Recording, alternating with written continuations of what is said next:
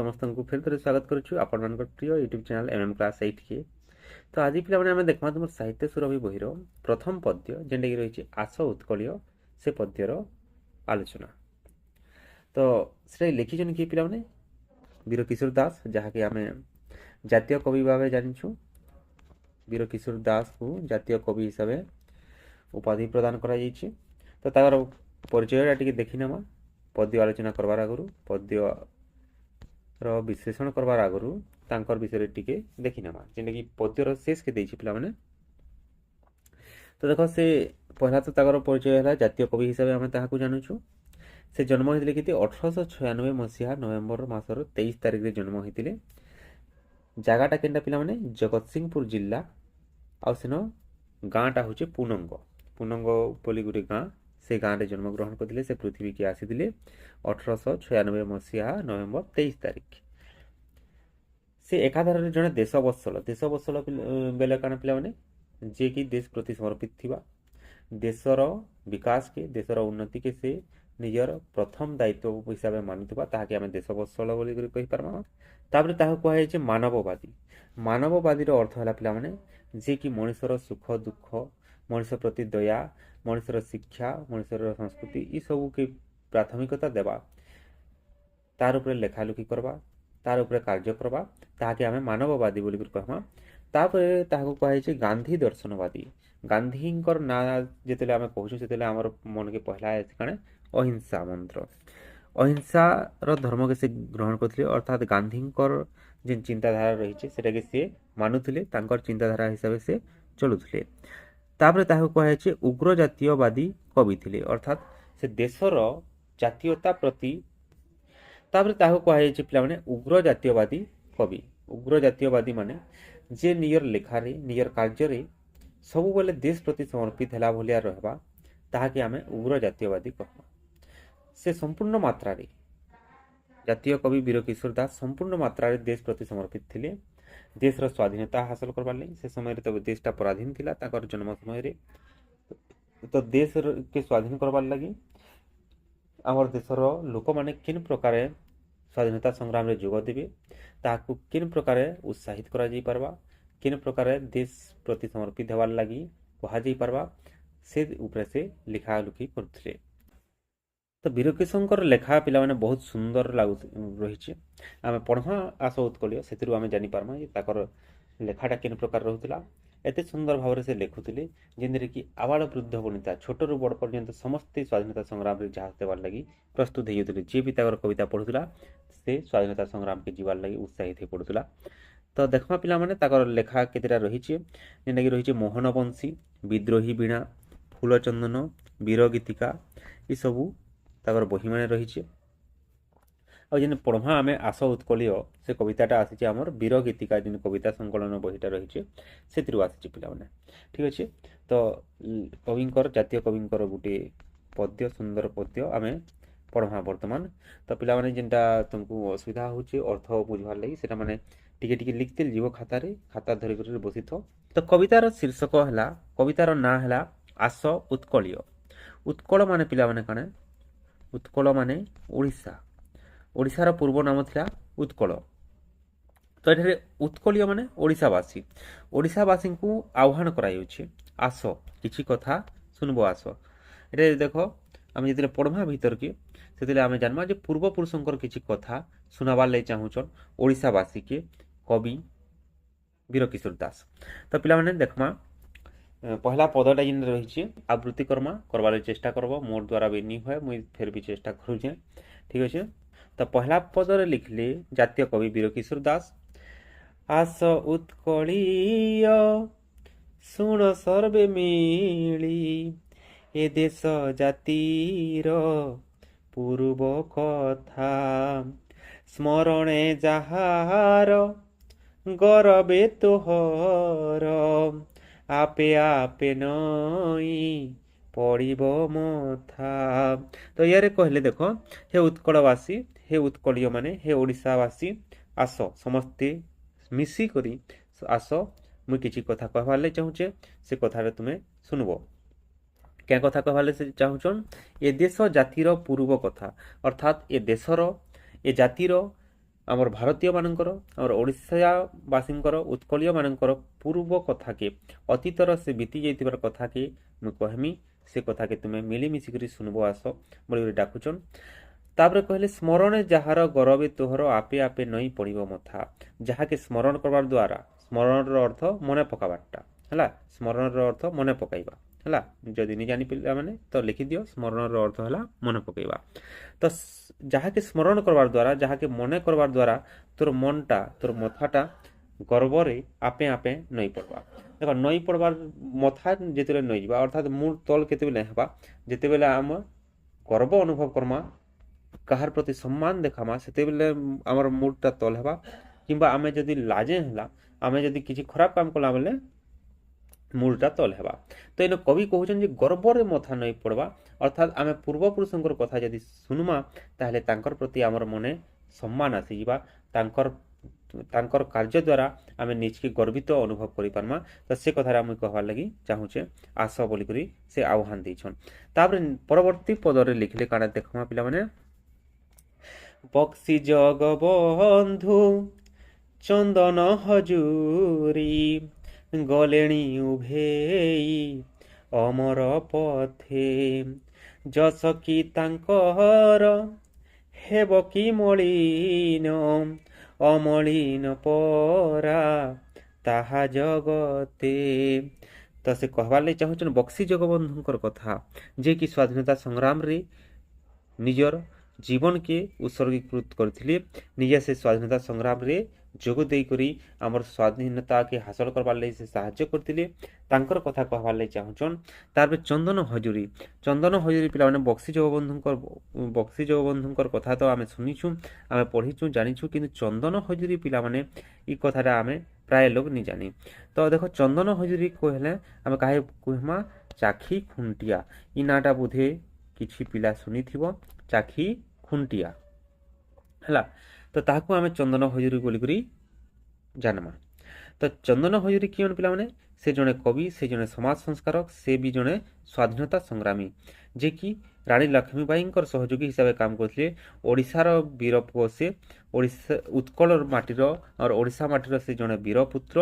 ତ ତାହାକୁ ଆମେ ଭୁଲି ଯାଉଛୁ ତାଙ୍କର ନାଁଟା ଆମେ ମନେ ରଖିନି ପାରବାର ଆମକୁ ମନେ ରଖବାର ପଡ଼ବା ଆମର ପୂର୍ବପୁରୁଷଙ୍କର କଥା ବକ୍ସି ଜଗବନ୍ଧୁ ଚନ୍ଦନ ହଜୁରୀ ଆଉ ବି ଯେତେ ରହିଛନ୍ ଦେଖ ପିଲାମାନେ ବାଜି ରାଉତ ହେଲେ କିମ୍ବା ଆମର ଧର୍ମପଦ ହେଲେ ଏସବୁ ସ୍ୱାଧୀନତା ସଂଗ୍ରାମୀ କିମ୍ବା ଆମର ଜାତିର ଲାଗି ଯେମାନେ କିଛି ଭଲ କାମ କରିକି ଯାଇଛନ୍ ସେମାନଙ୍କୁ ଆମକୁ ମନେ ରଖବାର୍ ପଡ଼ବା।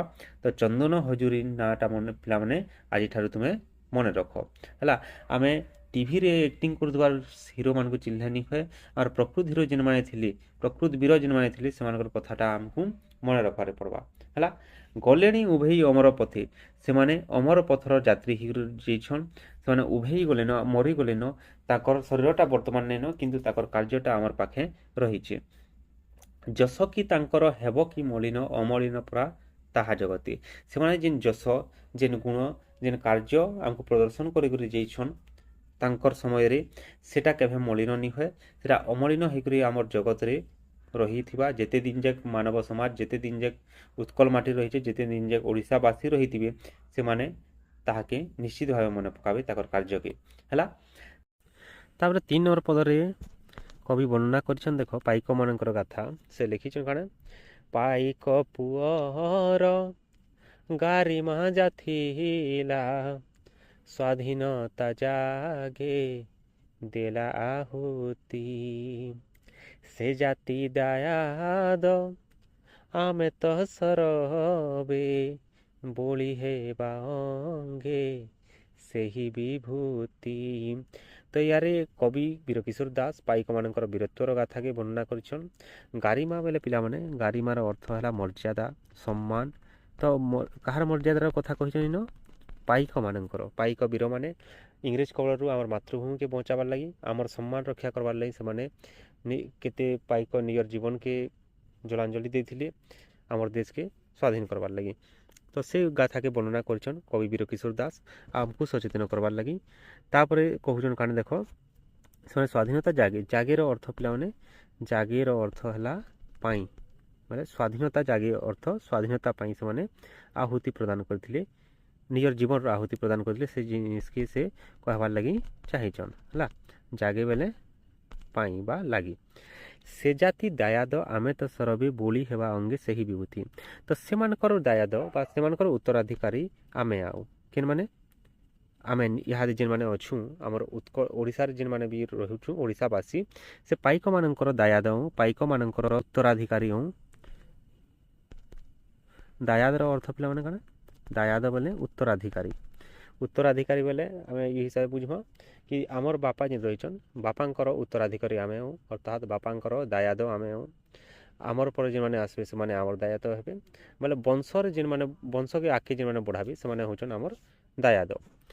ତ ସେ ଜାତିର ଦାୟାଦ ହଉଁ ଆମେ ପାଇକମାନଙ୍କର ଦାୟାଦ ହଉଁ ପାଇକମାନଙ୍କର ସନ୍ତାନ ଆମେମାନେ ଧୀରେ ଧୀରେ କରି ଆଗ୍କେ ବଢ଼ୁଛୁଁ।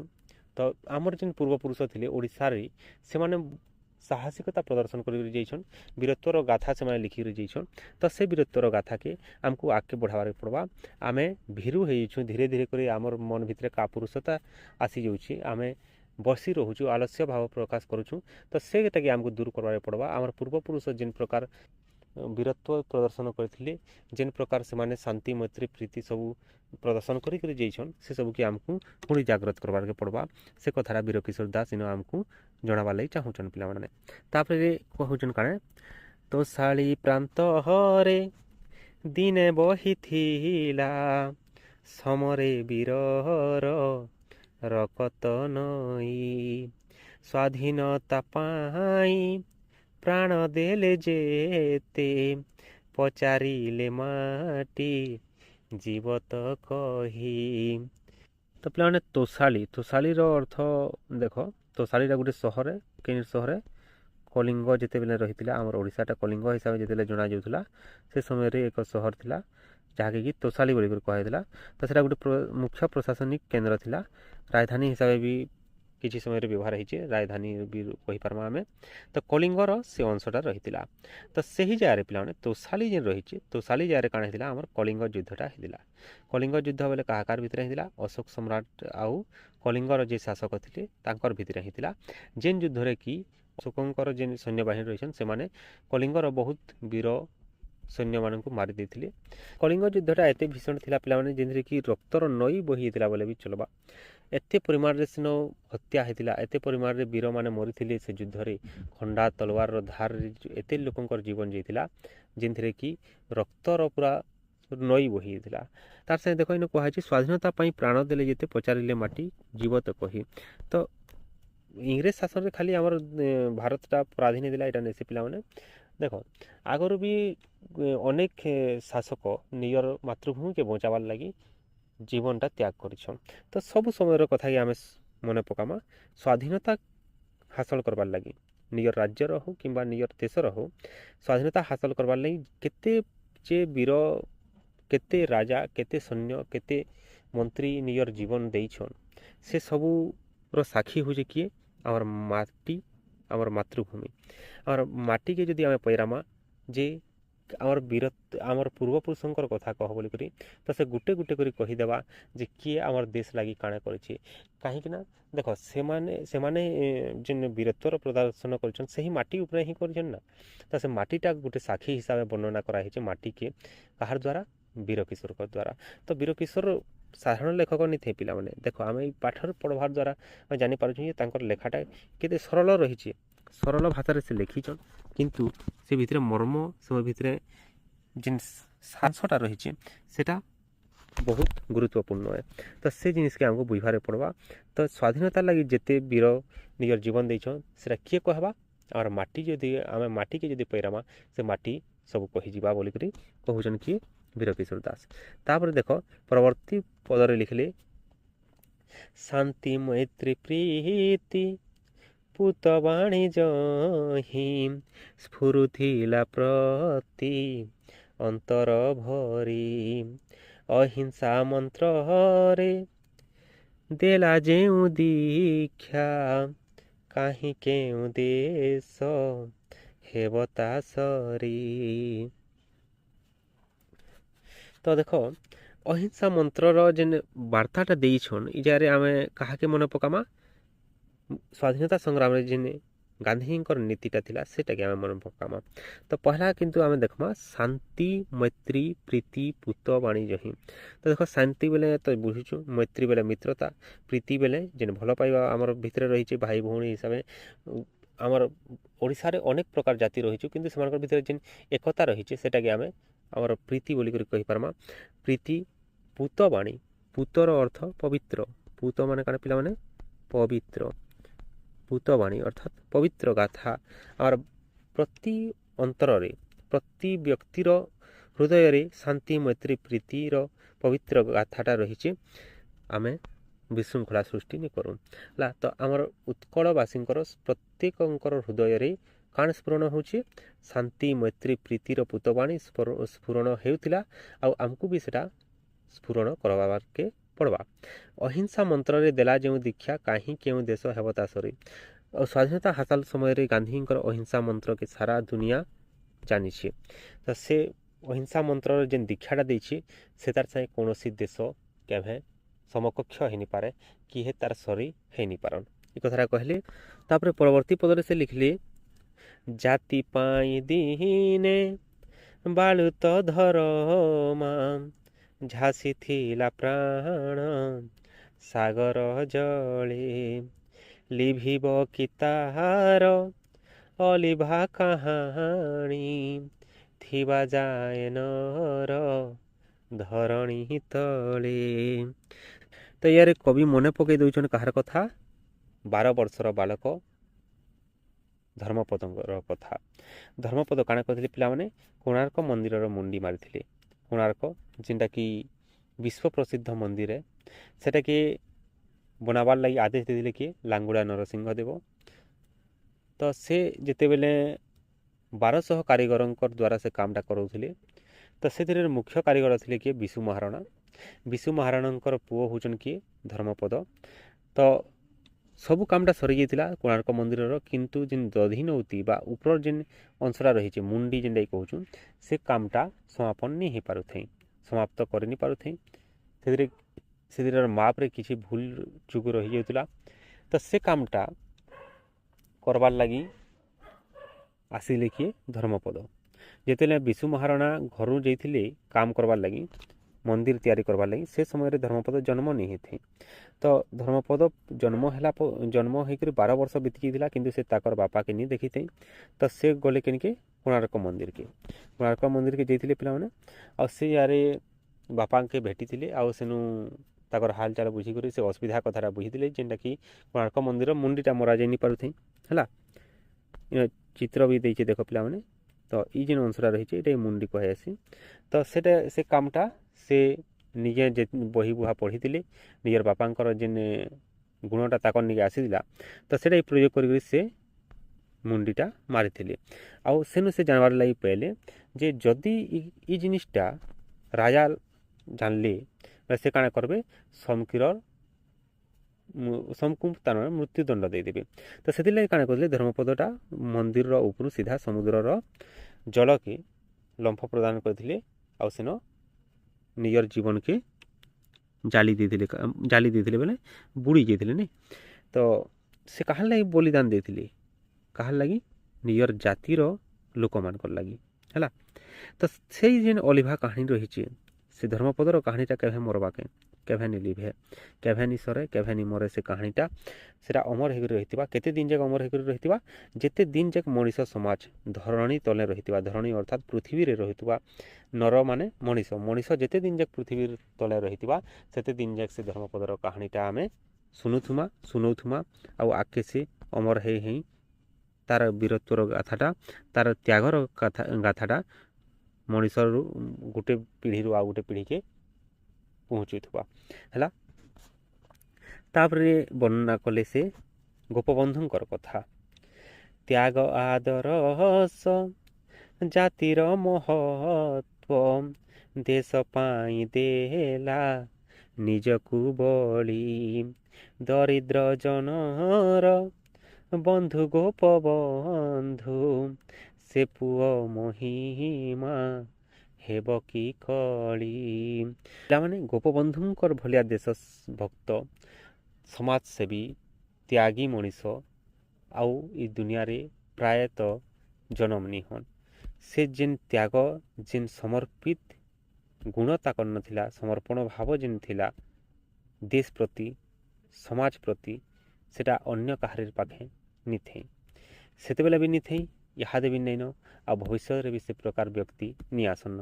ଆଉ ସେ ହଉଛନ୍ କେନ୍ରୁ ସନ୍ତାନ ପିଲାମାନେ, ଆମର ଉତ୍କଳର ସନ୍ତାନ। ଆମେ ତାକର୍ନୁ ଶିଖିବାର୍ କଥା।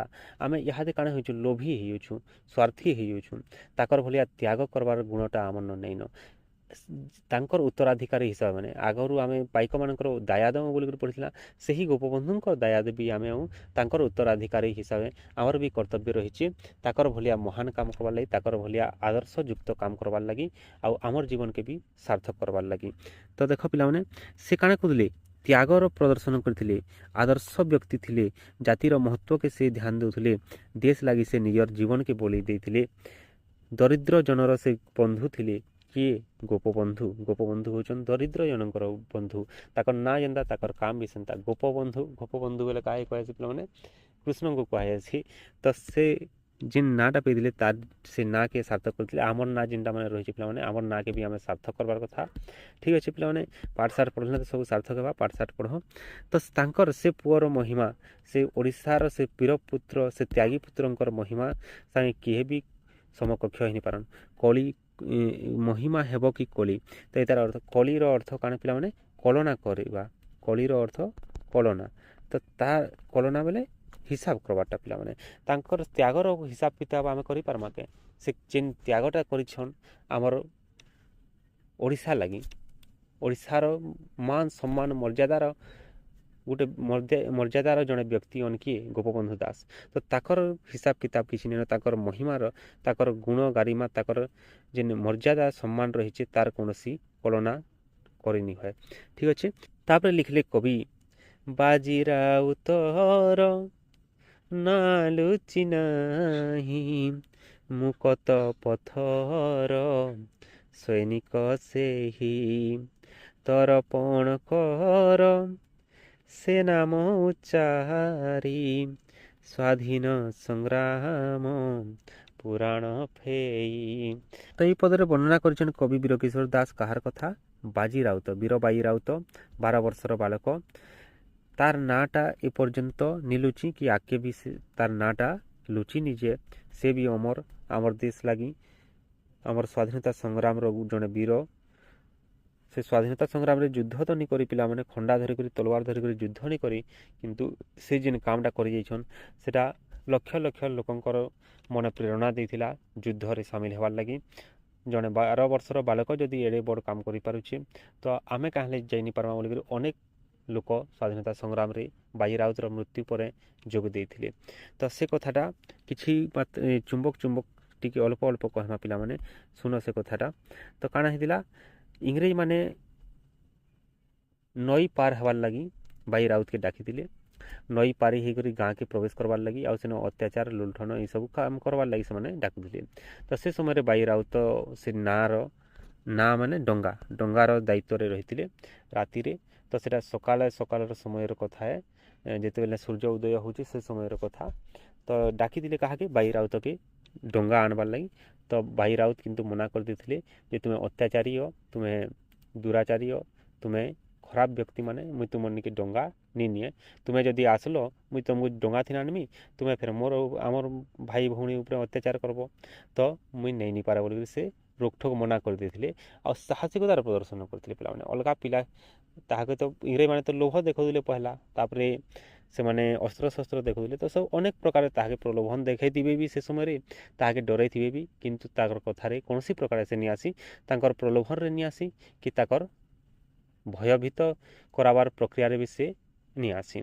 ତ ସେ ସମୟରେ କାଣା କରିଥିଲେ, ସେ ଇଂରେଜମାନେ ଆସିକରି ନି, ସେ ସିଧା ନଈର ସେପାରିରୁ ସିଧା ଗୁଲି ଫୁଟେଇଥିଲେ। ତ 12 ବର୍ଷର ବାଳକ ନିଜର ଜୀବନକେ ଦେଇ ଦେଇଥିଲା କାହିଁଥିର୍ ଲାଗି? ତ ପିଲାମାନେ ବାଜି ରାଉତର ସେ ବୀରତ୍ୱକେ ଦେଖିକରି ଇଂରେଜମାନେ ଭୟଭୀତ ନିଶ୍ଚିତ ଭାବେ ହେଇଥିବେ ସେ ସମୟରେ। କିନ୍ତୁ ସେଇ ସମୟରେ ଦେଖ, ବାଜି ରାଉତର ହାତରେ କୌଣସି ଅସ୍ତ୍ରଶସ୍ତ୍ର ନିଥେଇ ଥିଲା। କାଣା ହାତ ସେ ଡଙ୍ଗାର ସେ ଯେନେ କାତଟା ରହିଥିଲା ପିଲାମାନେ, ସେଟା ଖାଲି ସେ ଧରିଥିଲା। କିନ୍ତୁ ସେମାନଙ୍କର ହାତେ କାଣ ଥିଲା ପିଲାମାନେ? ବନ୍ଧୁକର ଗୁଲି ଥିଲା। ବନ୍ଧୁକ ଥିଲା, ସେଥିରେ ଗୁଲି ଥିଲା, ଆଉ ସେ ବନ୍ଧୁକଟା ଫୁଟାଲେ ସେମାନେ ସେନୁ ରହିକରି ଆଉ ବାଇ ରାଉତକେ ମାରିଦେଲେ। ବାଇ ରାଉତ ମରିଯାଇଥିଲା। ଫେର୍ ବି ସେମାନଙ୍କର ସେ ଅତ୍ୟାଚାରୀ ମାନେ ଏତେ ହିଂସ୍ର ଥିଲେ, ଆସିକରି ତାଙ୍କର ବାଇ ରାଉତର ମୁଣ୍ଡରେ ଆଘାତ ଦେଇଥିଲେ, ମୁଣ୍ଡକେ ପୁରା ଫଟେଇ ଦେଇଥିଲେ, ମଲା ପରେ ବି ପିଲାମାନେ। ତ ଦେଖ କେତେ ହିଂସ୍ର ଥିଲେ। ତାକର ଆଗରେ ହେତ୍କି ସାହସିକତାର ପ୍ରଦର୍ଶନ କରି ଯାଇଛନ୍ କିଏ? ବୀର ବାଜି ରାଉତ। ତ ତାକର ତ ଉତ୍ତରାଧିକାରୀ ଆମେ, ତାକର ତ ଦାୟା ଦଉଁ ଆମେ। ତ ଆମର ମନେ ବି ଆସବାର କଥା ସେ ପ୍ରକାର ସାହସିକତା। ଇହାଦେ ବି ଯେ ଦେଖ ଅନେକ ଯୁଦ୍ଧ ହେଉଛି, ଭାରତ ପାକିସ୍ତାନ ଯୁଦ୍ଧ ହେଲା, ଅନେକ ପ୍ରକାର ଯୁଦ୍ଧ ହେଉଛି ପିଲାମାନେ। ସେନ ବି ତ ଆମର ସୈନିକମାନେ ବର୍ତ୍ତମାନ ବି ରହିଛନ୍ ନା। ତ ଆମେ ଇନ ଥେଇକରି ଯଦି ଆମେ ପାଠ ସାଠ ନି ପଢ଼୍ମା ବେଲେ ଆମେ ଗୋଟେ ପ୍ରକାର କାଣା ଆମ ପିଲାମାନେ ଦେଶଦ୍ରୋହୀ ହେଇଯିମା, ହେ କି ନାଇଁ? ଆମେ ଯଦି ଦେଖ ସୈନିକମାନେ ସେ ନିଜର କାମଟା କରୁଛନ୍, ପ୍ରତ୍ୟେକ ବ୍ୟକ୍ତି ଯେନ୍ମାନେ ବି ଦେଶ ଲାଗି ଦେଶର ସେବାରେ ଲାଗିଛନ୍, ସେମାନେ ନିଜର କାମଟା ଗୋଟେ ପ୍ରକାର କରୁଛନ୍। ତ ଆମେ ଇହାଦେ ବର୍ତ୍ତମାନ ସମୟରେ କାଣା କରବାର କଥା ପିଲାମାନେ? ପାଠ ସାଠ ପଢ଼ବାର କଥା।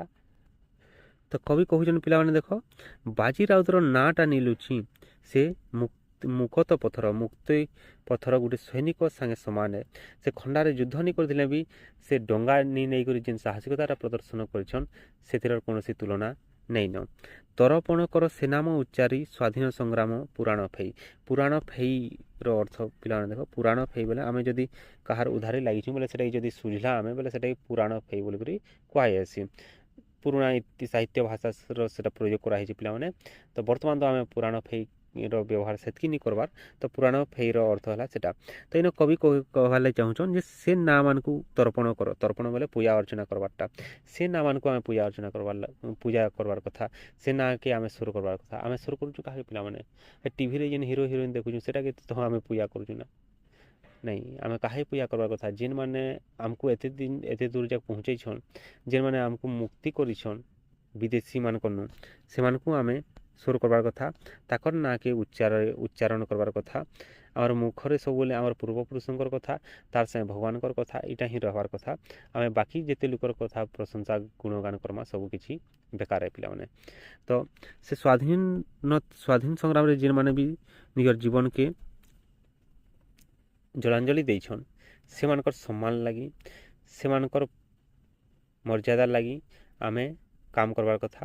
ତ ତାହାକୁ ଯଦି ଆମେ ତର୍ପଣ କର୍ମା ବେଲେ ଆମେ କିଛି ପରିମାଣରେ ତାଙ୍କର ଯେନ୍ ଋଣଟା ଲାଗିଛୁଁ, ସ୍ୱାଧୀନତା ସଂଗ୍ରାମରେ ଯେତେବେଲେ ଲୋକ ଜୀବନ ଦେଇଛନ୍, ସେମାନଙ୍କର ଋଣୀ ହେଇକରି ଯେନ୍ ଆମେ ଅଛୁଁ, ସେଟା କିଛି ପରିମାଣରେ ଆମେ ସୁଝି ପାର୍ମା। ଏ କଥାଟା କହିଛନ୍ କିଏ? କବି ବୀରକିଶୋର ଦାସ। ତ ପିଲାମାନେ ଇୟାରେ ଆମକୁ କାହାର କଥା ସୁର କରାଲେ? ଆମର ବୀର ପୁରୁଷମାନଙ୍କର କଥା। କାହାର କଥା? ଆଉ ଟିକେ ଦେଖିନୁ, ବକ୍ସି ଜଗବନ୍ଧୁ, ଚନ୍ଦନ ହୟୁରୀ, ପାଇକ ମାନଙ୍କର କଥା। ତାପରେ କଳିଙ୍ଗ ଯୁଦ୍ଧରେ ଯେନ୍ ବୀରମାନେ ବୀରଗତିକେ ପ୍ରାପ୍ତ ହେଇଥିଲେ ସେମାନଙ୍କର କଥା। ତାପରେ ଆଉ କାହାର କଥା?